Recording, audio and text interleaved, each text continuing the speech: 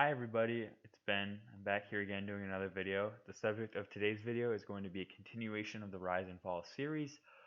If you haven't seen any of the videos, check out the playlist that I have of them. The point of the series is to examine playoff contenders, how they rose to be a contender and how they fell, and basically what the causes of success or failure were for them. And I like to focus on teams that don't get a lot of historical shine or that people don't remember a ton about. So today I'm going to look at the Toronto Raptors during the Chris Bosh era from 2006 to 2010. So Bosh got drafted by the Raptors in '03, but I don't think they really became like any notable contender until around '06, '07. So that's where I'm starting with this team. If you haven't seen the series before, how I do it is I put basic offense, basic team stats on top, and then I put the team's regular season stats on the left on the bottom and their playoff stats on the right on the bottom. Um, I include games played, minutes played, field goal attempts and percentage, same with three pointers and free throws, total rebounds, assists, steals, blocks, points. So we're starting off with 2006 to 7, and this was actually one of the better years of this Toronto Raptors Chris Bosh era. They were led by Sam Mitchell, who was a really good fit for head coach for this team, and they were the 3 seed. They lost in the first round to, I believe, the Nets. Their offense and defense were both pretty decent, as you can see. Bosh had a really solid season, and this is exactly what Bosh's line in Toronto was basically every year: 22 and 10 to 11 rebounds. You also had good supporting pieces like Anthony Parker, who was a really good 3-point shooter, kind of like Kyle Korver before Kyle Korver was a factor in the league. TJ Ford was a very average point guard. Besides that, you honestly didn't have much to write home about. You had Andrea Bargnani, who was the first overall pick and a rookie this year, play okay. I don't even want to attempt to pronounce that Jorge guy's last name. Um, but Juan Dixon, very average supporting piece, and Jose Calderon and Morris Peterson, okay, but not great. As far as like why this team did well, Bosh played great. Anthony Parker was a really good supporting player. Same with T.J. Ford, and this team actually had pretty good spacing as far as Parker, Bargnani, Morris Peterson, all pretty good spacing for Bosh. And when you get to the playoffs, though, and you look at this team, Bosh struggled mightily against the Nets, or yeah, against the Nets, and same with Anthony Parker. He dropped off as far as field goal percentage. Um, they didn't have they did have T.J. Ford, but he was playing limited minutes, and they played Jose Calderon actually a lot more. I guess only 3 more minutes a game, but he was looked to more for offense. They were missing Fred Jones, and I think he maybe played a little bit in the series, but just was basically a non-factor. Juan Dixon wasn't playing, and he had missed most of the regular season, as you can see as well. And basically, why this team failed was you had Bosh, who could get his own shots, and Parker, who could kind of as well, but really nobody else with consistent regularity. Um, and if you look at just the stats, it looks like Bargnani had a good series, but overall he was shooting less, and um, it wasn't like they were going to give him 20 shots a night because that efficiency would plummet if that's what they were going to do. Same with like Morris Peterson too. Like he went from 7 shots a night to a little under 5. His efficiency did go up, but like you know, does it really matter that you're super efficient on 5 shots a night? No, not really. But yeah, overall for this team, really solid, and kind of they were building. And I think the way I saw this team was like they needed one of two things to happen. They either needed one, Bargnani to step up and become a first overall pick quality player and be able to score 20 points a night and score 50% from the field, or they're going to need to bring in a third guy to be their next offensive weapon. So going into the next season, they were in the playoffs again, and they were 41-41. Pretty similar to the year before as far as like offensive rating and defensive rating. They went one down in defense, one up in offense, but really very similar team. They had very similar pieces as far as, you still had TJ Ford, you still had Jose Calderon, Anthony Parker, Chris Bosh, Andrea Bargnani. They did bring in Jamario Moon was the big new piece on this team, along with Carlos Delfino. Guys who are really essentially role players, though, and not too big of factors.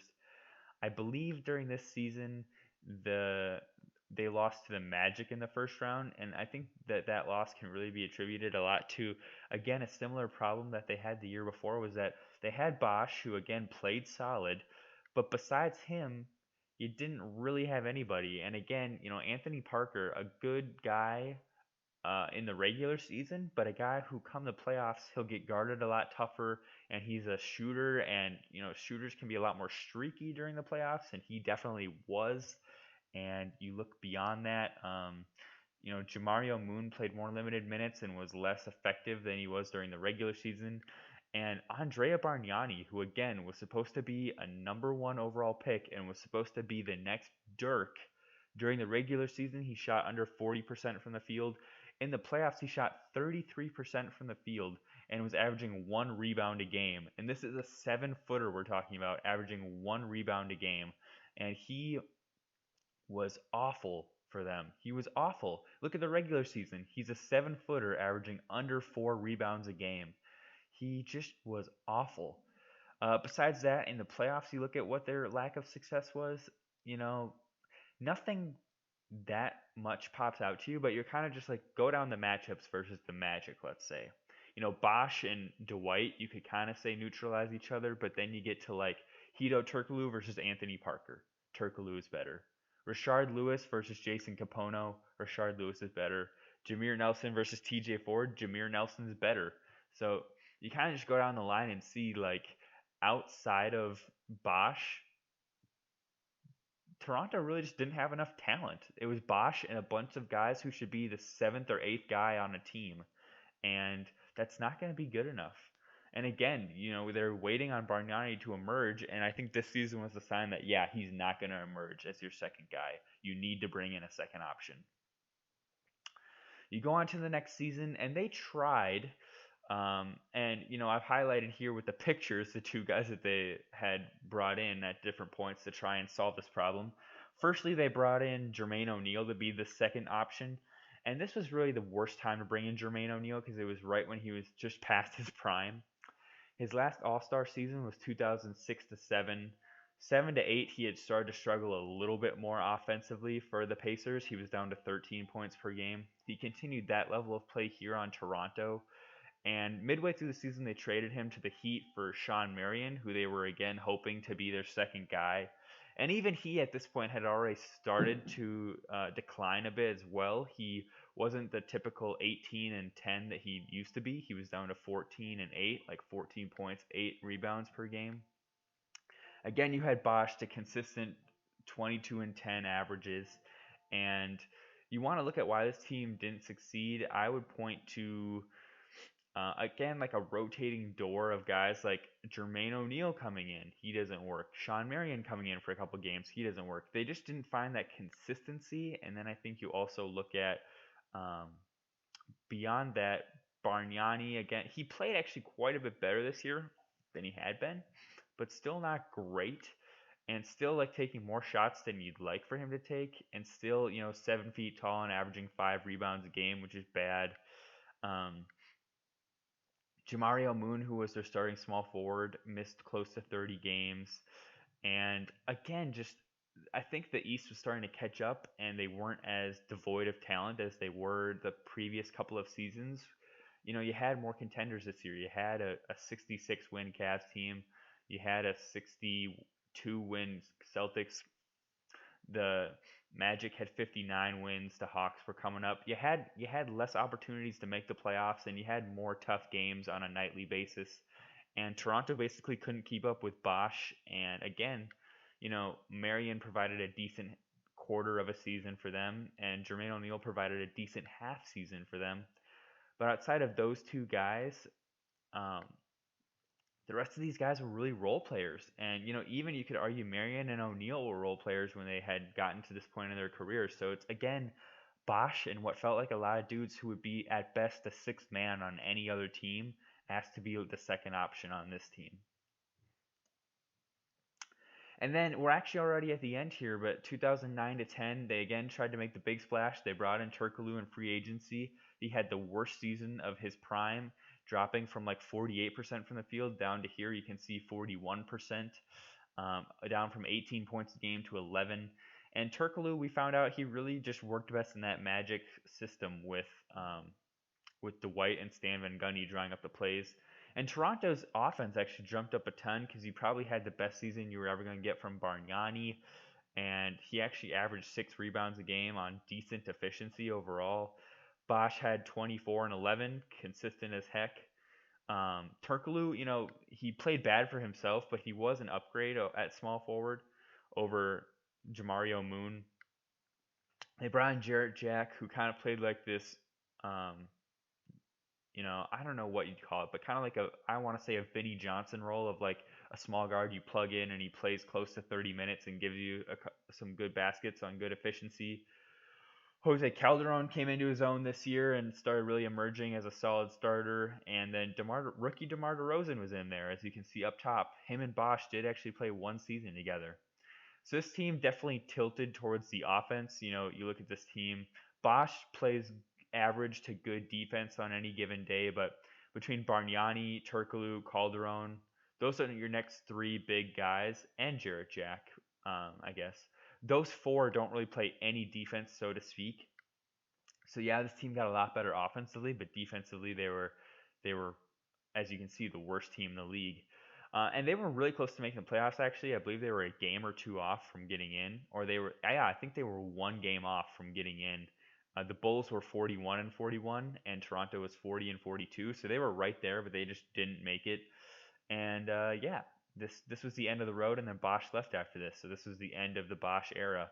But if you want to look at why this team succeeded or failed, I think that the main thing for me is it boils down to like a bunch of head scratching front office moves. And you can kind of see this team was awful besides Bosh.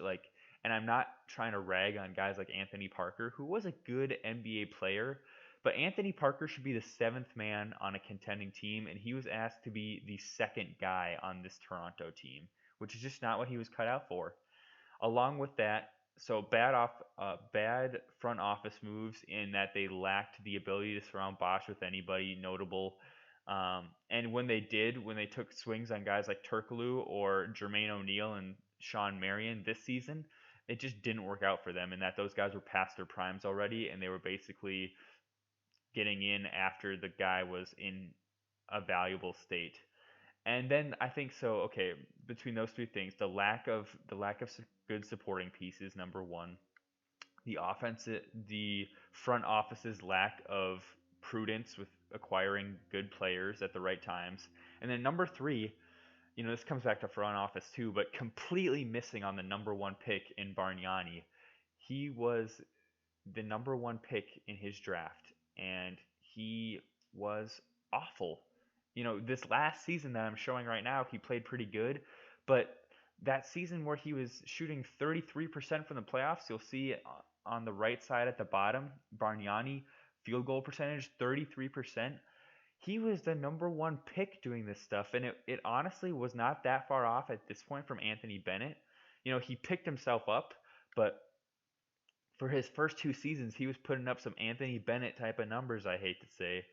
And he really pulled himself up by his bootstraps. He became an okay NBA player at best, but yeah, that really hurt this team. If they would have, say, gotten LaMarcus Aldridge that year instead of Bargnani, this team would have looked way different and been way better. But they really just took a huge swing on him. They thought they were getting the next Dirk, and they were not. So you have it, guys. That's my video on the Raptors. Tune in to more of the videos in the playlist if you want to learn more. And I hope you guys have a good day, and I'll see you next time. Bye.